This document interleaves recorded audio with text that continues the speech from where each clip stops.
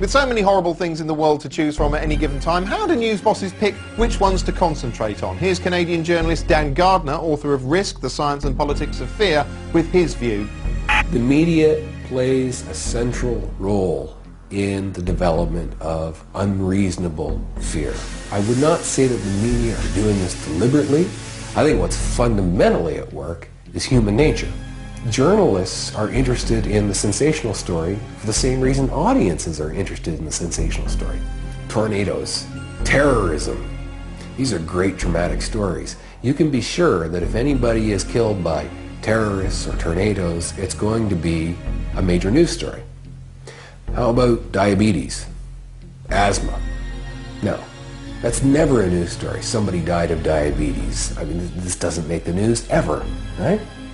And yet, in a single year, diabetes will kill more people than tornadoes and terrorism ever will in all of history.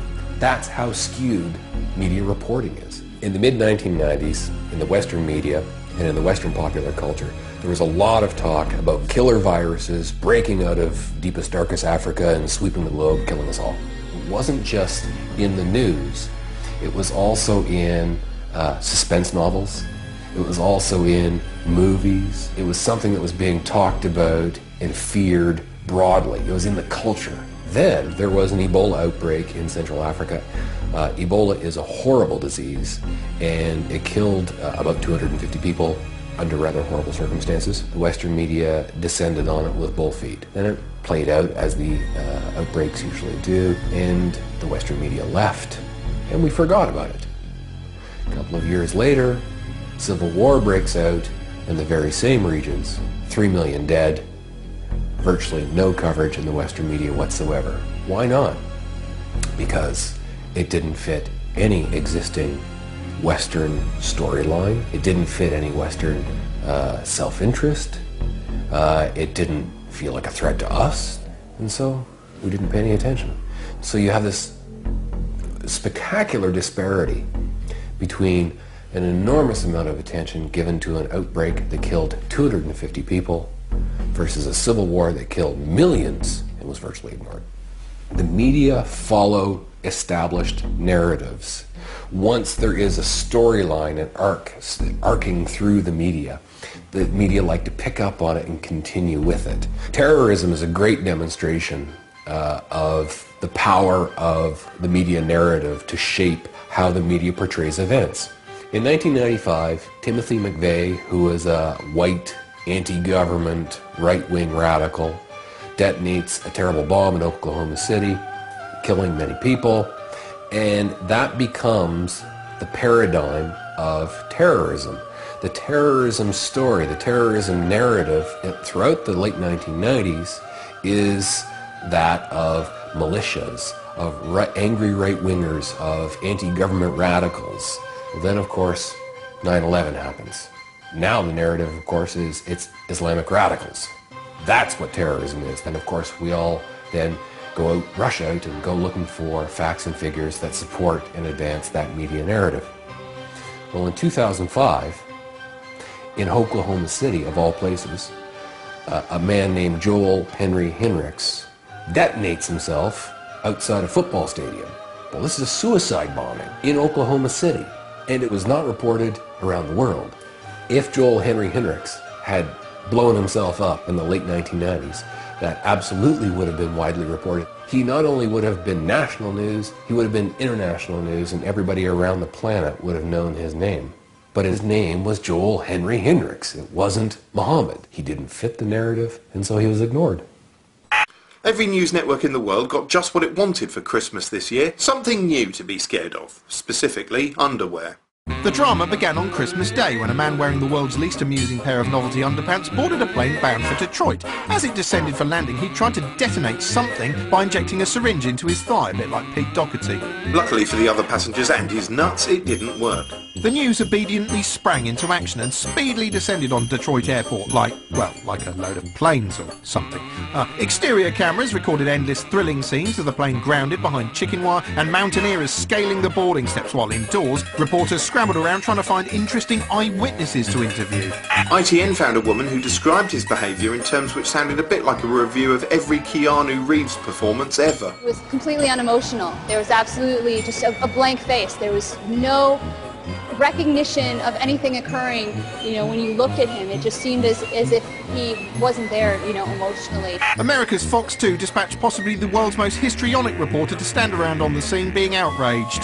Quite frankly, the details are chilling, and it's very scary to think what could have happened to so many innocent people if his plan to kill would have worked. It's almost as horrifying to think how melodramatic you'd be if it had. How did this happen?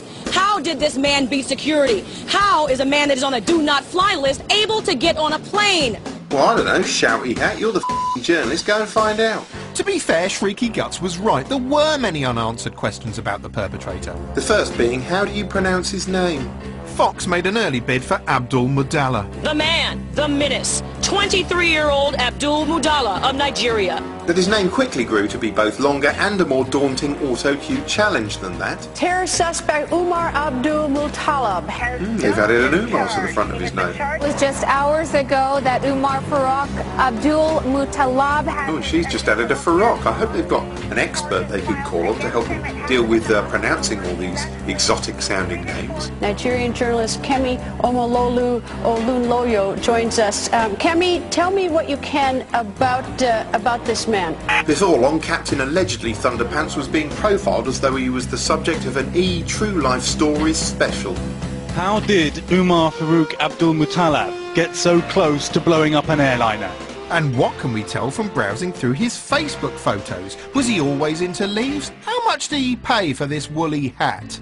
One of the main things the news wanted to know is where he'd been radicalised, as though a change in your belief system is something you somehow catch instantly in one location, like a stomach bug. Reporters diligently tracked down his past friends and mentors to ask whether he'd ever done anything to suggest he might one day try to blast his bollocks apart on a plane. Mike Rimmer taught him history in West Africa and says he seemed supportive of the Taliban in class discussions. Umar actually thought that their ideas were the correct interpretation of Islam.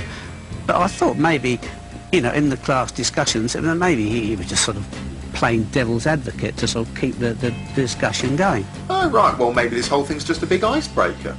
We also got to look around the street where Umar Farouk Abdul Muttalib grew up. The Abdul Muttalib family asked us not to film their house, and we respected their wish. That's quite considerate of the BBC. I wonder if ITN will be similarly respectful. Outside the home where the man who tried to blow up Flight 253 grew up. Still, ITN didn't just film his parents' home, they also filmed their second home. Omar Farouk's father and other members of the family are now at their second home in Abuja, another large and sprawling house with a domed mosque in the grounds. What are you going to do next? Show us his primary school? Farouk attended the Essence International School for his primary education. Even at this young age, he rarely mingled. Perhaps most intrusive of all, we also got to peer at his underwear, which, to be honest, looked considerably cleaner than I was expecting. The unusual methodology was another gift for the news because it meant it could fill hours debating the proposed changes to airline security, complete with saucy footage of the much-vaunted full-body scanner. The body scanner's raunchiness seemed to vary depending on whose footage you were watching. For instance, in this stimulating sequence it looked downright titillating, whereas at other times it'd only be arousing if you were into chubby blue ghost porn. Mind you, sometimes the body scanner didn't look sophisticated at all. More like a Fisher-Price Cyberman detector. Anyway, back to the suspect and his other great gift to the news networks, making Yemen interesting. Most veteran current affairs junkies already knew Yemen was likely to be the next front in the war on terror, but those are hardcore news fans. If you think of Yemen as an indie band, then the Pants Bomber story marks the moment where it had a breakthrough hit and went mainstream. A lot of people are suddenly learning about Yemen for the first time. The news now had an attention-grabbing narrative hook to get the casual viewer interested in the previously boring land of Yemen, a nation apparently twinned with the film Life of Brian. It reacted by running urgent info-packed mini-seminars on this newfound threat as though the viewer was the president in an episode of 24 receiving a critical security briefing. It was almost as if the entire Yemeni nation had been wished into being overnight. The news had a whole new land of fear and chaos. Jihadistan, Afghanistan too, Al-Qaeda on sea. Thing is, Yemen wasn't just new to many viewers, but many reporters too. streets across the way they're selling portraits of Saddam Hussein. Saddam Hussein's good. He's poised. Without much footage of their own from outside the capital, news networks relied heavily on images uploaded by Al-Qaeda themselves, and this can ramp up the fear factor considerably, as Al Jazeera soberly pointed out. Most intelligence officials say there were only a few hundred active members in Al-Qaeda in the Arabian Peninsula. So these videos act as almost like a force multiplier. They allow the group to portray itself as being much larger and much more influential than it actually is. So they're happy to get these images out there. In short, it looks like 2010 might be Yemen's year in the spotlight. It's the next big chapter in the news' favourite ongoing horror story. Don't have nightmares.